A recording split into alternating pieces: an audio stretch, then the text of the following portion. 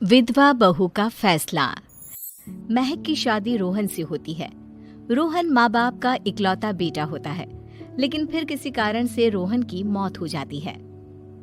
बेटा महक, तेरे आगे इतनी बड़ी जिंदगी है, फिर बच्चों की भी जिम्मेदारी। तू कोई काम कर ले। मैं तो कहती हूँ रोहन के ऑफिस में ही बात कर ले, शायद तेरे लिए कोई काम निकल आए। हाँ माँ जी, मैं भी यही सोच रही थी, लेकिन कैसे बात करूं, किससे बात करूं, कुछ समझ में नहीं आ रहा।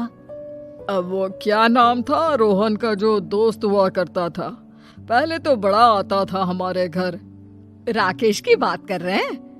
पर वो तो रोहन के बाद से कभी आया ही नहीं, पता नहीं कहाँ है वो। आया था, एक नहीं कई बार आया था, लेकिन मैंने बाहर से ही भेज दिया। घर के अंदर झांकता रहता था, मुझे ठीक नहीं लगा। अरे आपको तो पता नहीं क्या ठीक लगता है और क्या नहीं। उसका नंबर है मेरे पास, मैं आज ही फोन करती हूँ। सास राकेश को फोन लगाती है और शाम को घर आने का न्योता दे देती है। अरे आंटी, ओहो भाग्य हमारे कि आपने घर बुलाया। मैं तो कई बार आया, लास्ट टाइम तो अंकल से मुलाकात भी हो गई थी। हाँ, वो हम लोगों को निकलना था ना कहीं उस वक्त। अरे छोड़ो ना बेटा, बोलो क्या लोगे? आपकी बहू। क्या बकवास कर रहे हो राकेश? अरे मेरा मतलब ये है कि आपकी बहू कहाँ है? भाभी जी के हाथ की चाय की बस एक प्याली मिल जाती तो। महक चाय लेकर आती है, लेकिन वो जैसे ही राकेश की ओर देखती है, उसे राकेश पसंद नहीं आता। वो अंदर जाने को होती है कि अरे भाभी जी कहाँ जा रही हैं? बैठिए तो सबके साथ। जी नहीं, बच्चों को खाना खिला रही हूँ, आप माँ जी से बात करें ना। अंदर जाने के बाद सास कहती है, अरे बेटा राकेश, वो क्या है ना, वैसे तो तेरे अंकल जी की पेंशन आती है, साथ ही ऊपर 2 मंजिल मकान से किराया भी, तो हम लोगों का तो अच्छा चल जाता है। लेकिन महक, उनकी चिंता आप न करें आंटी, आदेश दें बस आप तो। देखो भाग्यवान, रहने दो, कोई बात नहीं, मैनेज हो जाएगा। अरे क्या मैनेज हो जाएगा अंकल, हमें भी बता दें। आप चुप रहिए जी। अब वो क्या है ना राकेश, तुझे तो पता है कि रोहन के 2 बच्चे हैं, उनकी पढ़ाई लिखाई का खर्चा बहुत है। हम ये चाह रहे थे कि रोहन के ऑफिस में महक को भी अगर कोई काम मिल जाता तो। क्यों नहीं आंटी जी, मैं हूं ना, मैं बात कर लेता हूँ। वैसे तो आप हाँ ही समझिए। महक भाभी को बोल देना कि कल तैयार रहें मेरे साथ ऑफिस चलने के लिए, मैं मालिकों से मिलवा दूंगा उन्हें। महक अंदर से सब सुन रही थी। अच्छा आंटी जी, तो चलता हूँ, कल आ जाऊंगा। अच्छा भाभी जी, तैयार रहिएगा कल। राकेश तो चला जाता है, लेकिन ससुर सास पर बरस पड़ते हैं। मुझे ये आदमी एक पैसे का पसंद नहीं है। तुम इसे बोल दो कि हमें कहीं नहीं करवानी बहू से कोई नौकरी। अरे क्यों नहीं करवानी? सारा पैसा मैं इसके बच्चे और इसी पर उड़ा दूंगी, तो मेरी बेटी को क्या दूंगी? जरूरत क्या है तुम्हारी बेटी को तुम्हारे पैसे की? अरे वो तो पहले ही बड़े पैसे वाले घर की बहू है। अपनी बहू की सोचो जो अब तुम्हारी बेटी जैसी है। बच्चे रोहन की आखिरी निशानी है। अरे अपना भाषण अपने पास रखो, सारा दिन घर पर बैठी रोटियां तोड़ेगी, तो काम करे ना कुछ बाहर जाकर। बहू सब सुन रही होती है। वो अगली सुबह बिना मन के तैयार तो हो जाती है, लेकिन जैसे ही राकेश आता है, क्या बात है भाभी जी, रेडी हैं?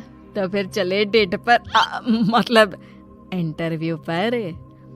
महक सामने आती है कि सामने ससुर जी खड़े होते हैं। हाँ महक बेटा, आओ चलते हैं, मैं भी चल रहा हूँ। ससुर को तैयार देखकर राकेश का चेहरा बन जाता है। अंकल जी, आप परेशान हो जाएंगे। अरे रहने दीजिए ना, धूप भी बहुत है। वैसे भी स्कूटर में तो 2 लोग ही बैठ सकते हैं ना। तो तुम चलो, मैं बहू के साथ अपनी कार से आ जाता हूँ। महक ससुर जी को देखकर खुश हो जाती है, उसे शांति हो जाती है। वो लोग रोहन के ऑफिस जाते हैं, जहाँ बॉस कहते हैं, नमस्ते अंकल। नमस्ते महक, कैसे हैं आप लोग? रोहन का सुनकर बहुत दुख हुआ अंकल, वैसे कैसे आना हुआ? बेटा, क्या हमारी बहू के लिए तुम्हारी ऑफिस में कोई काम मिल सकता है? हमने राकेश से इसी सिलसिले में तुमसे बात करने को कहा था। उसी के कहने पर हम दोनों तुमसे मिलने आए हैं। राकेश ने तो कोई बात नहीं की। ऊपर से उसने तो आज की छुट्टी ले रखी है, ऑफिस भी नहीं आया। बोल रहा था जरूरी काम से जाना है। महक और ससुर एक दूसरे को देखने लगते हैं। वैसे महक, क्या किया है आपने? आई मीन इंग्लिश कैसी है आपकी? महक बॉस से अपनी पढ़ाई लिखाई और क्वालिफिकेशन के बारे में सब कुछ बताती है। ग्रेट, आपके लिए काम तो है लेकिन ऑफिस में नहीं। सर, मेरे बच्चे छोटे हैं, मैं फील्ड में काम नहीं कर सकती हूँ। मतलब वो काम घर से करना है, घर से रहकर बच्चे भी देखें और घर भी देखें, लेकिन हाँ, काम जरूर से करें। वो काम डाटा एंट्री का है, तो जब भी वक्त मिले काम करें, और इसके हम आपको अच्छे पैसे भी देंगे। महक बॉस की बात सुनकर खुश हो जाती है, उन्हें थैंक्स बोलकर घर आ जाती है। किसके साथ भेज रही थी तुम महक को? अरे वो कमीना, उसने तो ऑफिस से छुट्टी ले रखी थी, बात भी नहीं की थी उसने बॉस से बहू के काम के लिए। वो तो अच्छा हुआ कि मैं साथ में चला गया। हाँ, ठीक है, नौकरी मिल गई ना, इतना ही काफी है। समय बीतता है और एक दिन फिर दरवाजे पर दस्तक होती है। घर पर कोई नहीं था। महक दरवाजा खोलती है, देखती है तो सामने है राकेश। नमस्ते भाभी जी। नमस्ते, घर पर कोई नहीं है, आप कल आइएगा। अरे कैसी बात कर रही हैं भाभी जी, हम तो आपकी मदद के लिए आए हैं। वो क्या है ना, अंकल जी का फोन आया था कि आपको किसी मदद की जरूरत है। महक को आश्चर्य होता है कि उसके ससुर ने राकेश को फोन क्यों किया। वो ससुर जी को फोन करती है लेकिन फोन नहीं लगता।